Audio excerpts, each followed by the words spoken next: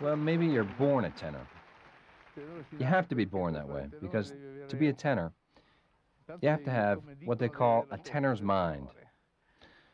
And that's a term which is almost always considered derogatory. But in truth, the term has a side to it, which in my opinion is very positive. A tenor is the key player, the guy who has to score the goals. If he has that mentality, if he's got it, he becomes a tenor. Otherwise, he'll do something else. Otherwise, he might become a singer who sings simple tenor roles, but won't become a real tenor. My first singing teacher was an unforgettable one because it was Maestro Arrigo Pola. He was already a famous tenor when he began instructing me, and by demonstrating things, he gave me invaluable lessons which I still remember today. He still has students and continues to teach, even now. So I owe him a daily thank you, meaning I should thank him each and every day. I met Pavarotti through his father Fernando because the two of us studied singing together at the music school in Modena. Sometime later, he said to me one day, "You know, Arrigo, my son has a marvelous voice. He auditioned and now he sings in the Rossini chorus.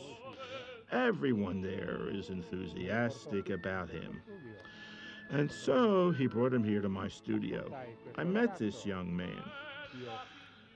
I was already a known artist, and I immediately recognized his vocal, musical, and intellectual talents.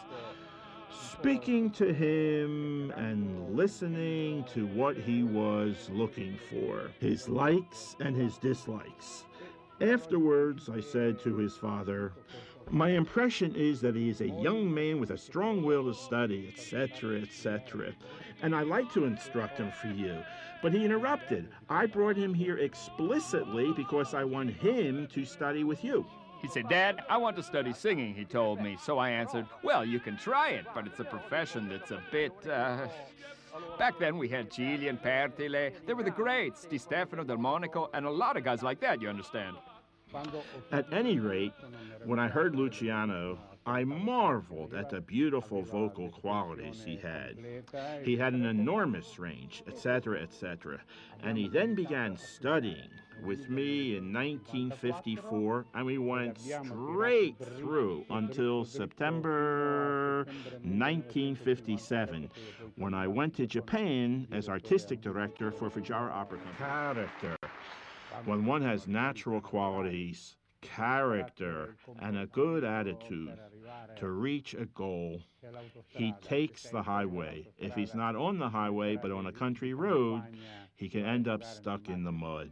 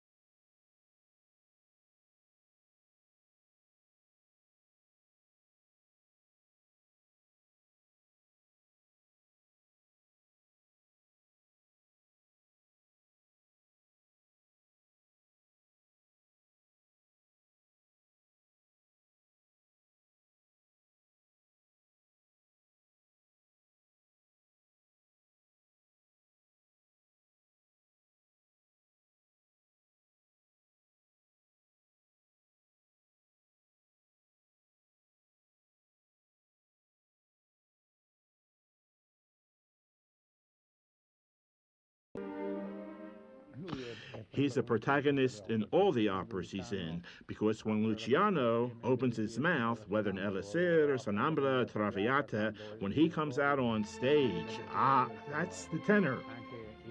Even the most ignorant person said, that's the tenor when Luciano comes out. Protagonist in Othello, protagonist even in certain operas where he hasn't even got the main role but sings more than the others. In Tosca, it's Tosca who's the protagonist, but it's the tenor, both in the first act duet and the two arias, Recendo di te, Ominone, and Lucien la Stella. Well, there are many. Well, many. There are at least 3 or 4.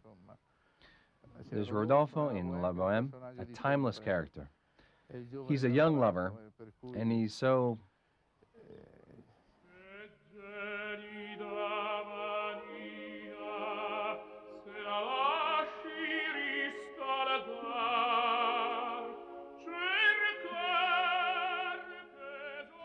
There's Riccardo in Ballo in Maschera, which is perhaps the most complete part for a tenor with a particular voice.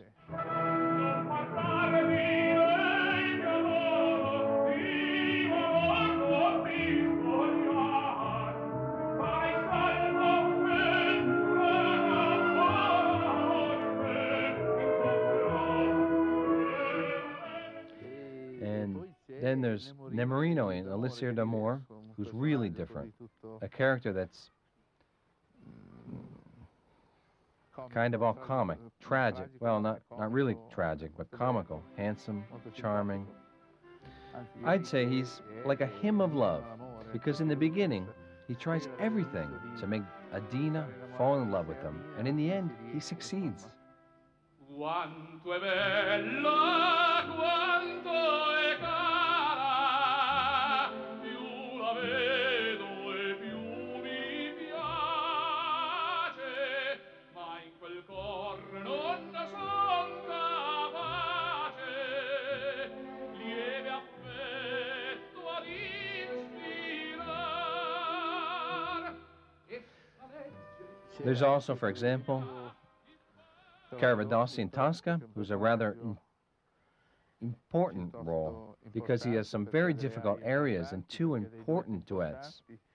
He's the tenor, really true tenor. Then there's lots of others too.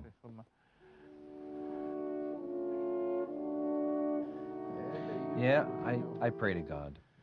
I pray to God, this superior entity, I believe, is the creator of the heaven, earth, and the universe. Why do I believe?